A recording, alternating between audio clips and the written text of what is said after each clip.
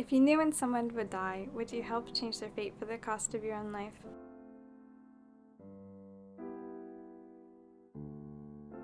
Fumu no Sagashite, or Searching for Full Moon, is an anime released in 2002 by the mangaka Arina Tanemura that asks just that. The main plot of the anime is that Mitsuki, a 12-year-old girl, is living with her maternal grandma after being orphaned. She loves music and wishes to become a singer, but she has developed a sarcoma in her throat so she cannot sing. Anything relating to music, her grandmother absolutely hates, because she claims it has ruined her life. Fair. Her daughter ran away from home because of music and her love for Mitsuki's father. One day, two Shinigami, Takuto and Meriko, come down to keep an eye on her, but to their surprise, she can see them. Shinigami in this anime act like Grim Reapers that are not supposed to be visible to humans. They tell her that she has only 1 year left to live. However, her dream of becoming a singer hasn't come true yet, so she tries to go to an audition. There, Takuto has a soft spot for her and transforms her into a 16-year-old, cancer-free girl that aces the audition with her beautiful voice under the alias Full Moon.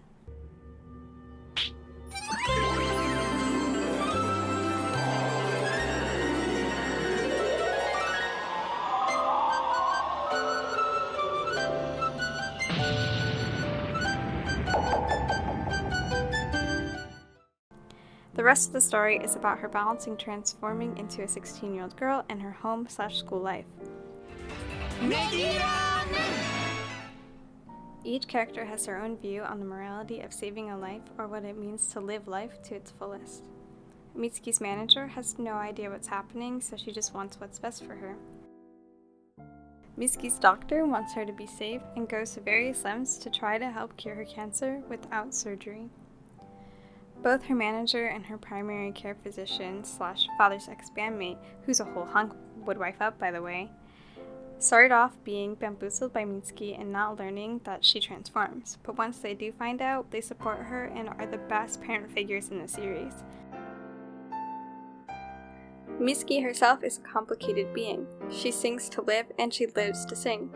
Mitsuki's reason for becoming a singer is because she wants to be able to reach out to Eiichi, who was in the same orphanage with her but left for America.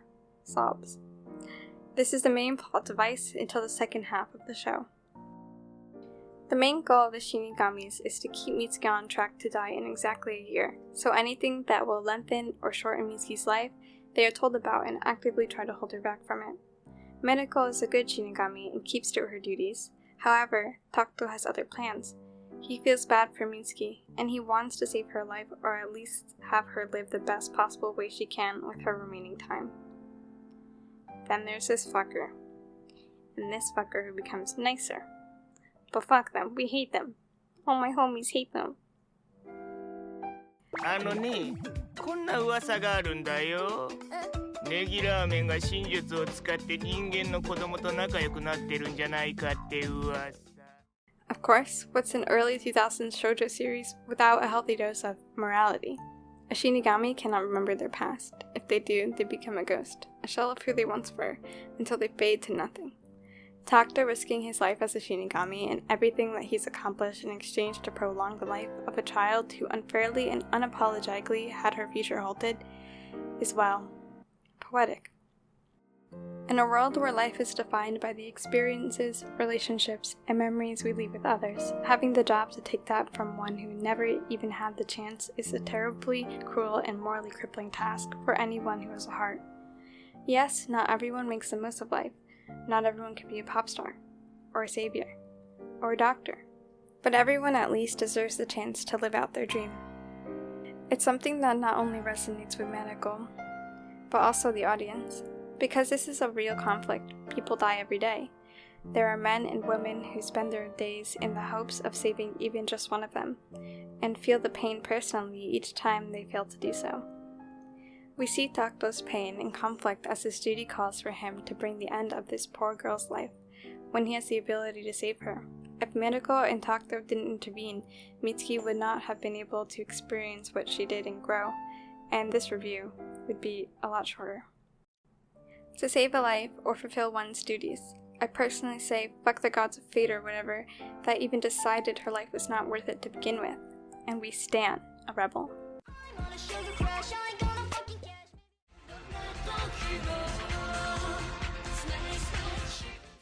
The music is so good. The openings, bops.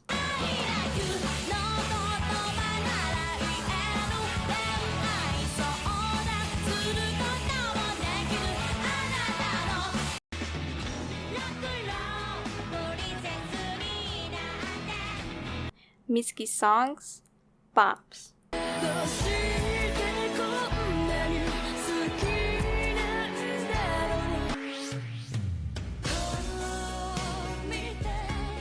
I have the entire album on repeat always. It's so good. You will learn every word to every song and you will like it, damn it. The background songs? It's 2003. I give it a pass. The best song is Smile, Don't At Me, even though we only see it once fully during the end.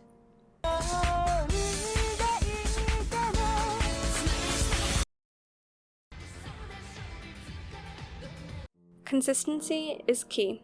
Even though Mitsuki has throat cancer and cannot talk loud, she somehow learns to shout in like the 5th episode. Why is Takto the main love interest? Because he would be like 18 and Mitsuki would be 13. That's woo woo woo woo, even for 2003. Mitsuki only has like one song for 13 episodes, so it gets kind of annoying hearing as both during the episode and as the end theme. I don't like this man.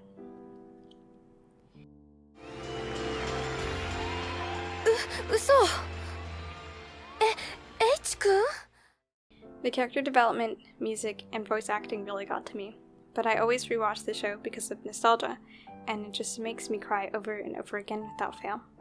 Despite some plot holes and a bit too much filler episodes, I give it an 8.5 out of 10. You should go watch it if you haven't already.